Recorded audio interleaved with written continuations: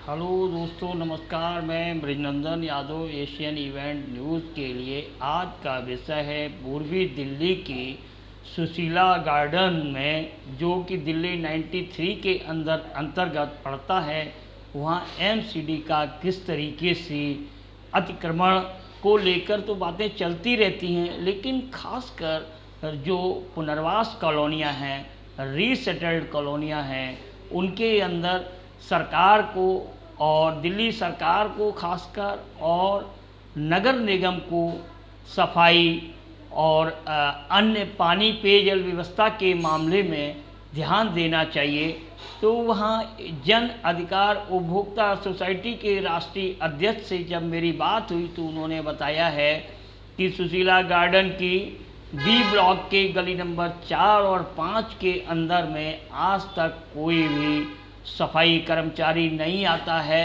वैसे के वैसे मामला पड़ा रहता है। जब और लोगों से बात करने की कोशिश की गई तो डॉक्टर रछपाल सिंह ने बताया कि यहाँ बिजली पानी और की तो समस्याएं हैं ही, लेकिन खासकर साफ सफाई की समस्या है, क्योंकि सड़कें भी अधूरी आदि बनी पड़ी हुई हैं।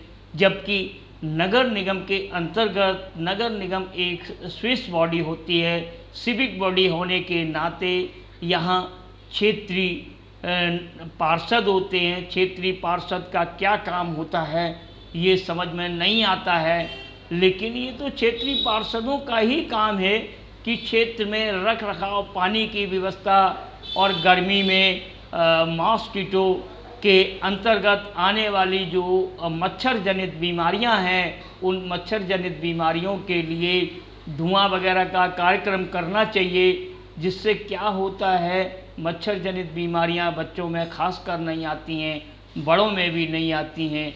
ये जब मेरी रछपाल सिंह से बात हुई तो उन्होंने कहा खासकर यहाँ बी ब्लॉक सुशीला गार्डन में कभी नहीं, मैंने तो कभी नहीं देखा, जबकि वो जन अधिकार उपभोक्ता सोसाइटी के अध्यक्ष हैं और अध्यक्ष के होने के नाते RWA की तरह ही जन अधिकार उपभोक्ता सोसाइटी है, उसके अंतर्गत उनके अन्य पदाधिकारियों से भी मेरी बात हुई। सभी ने यही कहा कि इस कॉलोनी में अभी तक तो मतलब बी ब्लॉक के अंदर 4-5 गलियों के अंदर ऐसे ही कूड़ा पड़ा रहता है, लोग इधर से उधर निकलते रहते हैं, कहीं भी न तो पानी की व्यवस्था है न और बिजली भी इंटरप्टेड बिजली होती है, कभी बाधित होती है, कभी अबाधित होती है। तो इस तरीके की मतलब स्विस बॉडी के सिविक बॉडी के अंदर आने वाली जो समस्याएं हैं, वो समस्याओं का मतलब नगर निगम ही ध्यान देता है। जब नगर निगम इस चीज़ को नहीं देखता है तो कौन कैसे काम चलेगा। और क्योंकि जनता का शासन जनता के लिए होना चाहिए, दिल्ली सरकार तो अपने दिल्ली सरकार के अंतर्गत आने वाले डिपार्टमेंटों को भेजती है, देखती है, लेकिन नगर निगम जो है वो शहरी क्षेत्र की नागरिक सुविधाओं को देखा करता है। गौरतलब है दिल्ली के अंदर इस तरीके की पानी की, बिजली की समस्याएं जो हैं उसका कारण है नगर निगम में दूसरी पार्टी की सरकार है और राज्य में दूसरी पार्टी की सरकार है। जबकि राज्य के अंदर जो दिल्ली में आम आदमी पार्टी की सरकार है वो अधिकारों से अधिकार युक्त सरकार नहीं है, अधिकार नियुक्त सरकार है, उसके पार अधिकार नहीं है।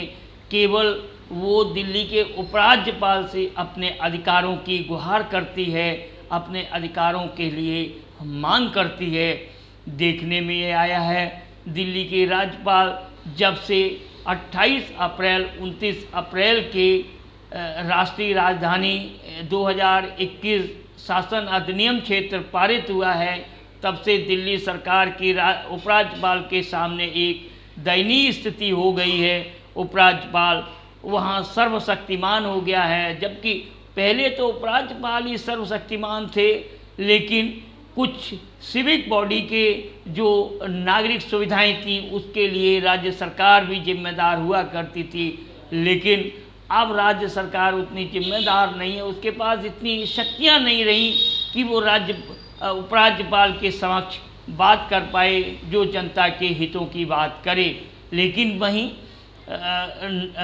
सिविक बॉडी अंदर ये देखने में आया है, नगर निगम के अंदर सबसे ज़्यादा शक्तियाँ जो हैं वो नगर निगम में पूर्ण शक्तियाँ हैं।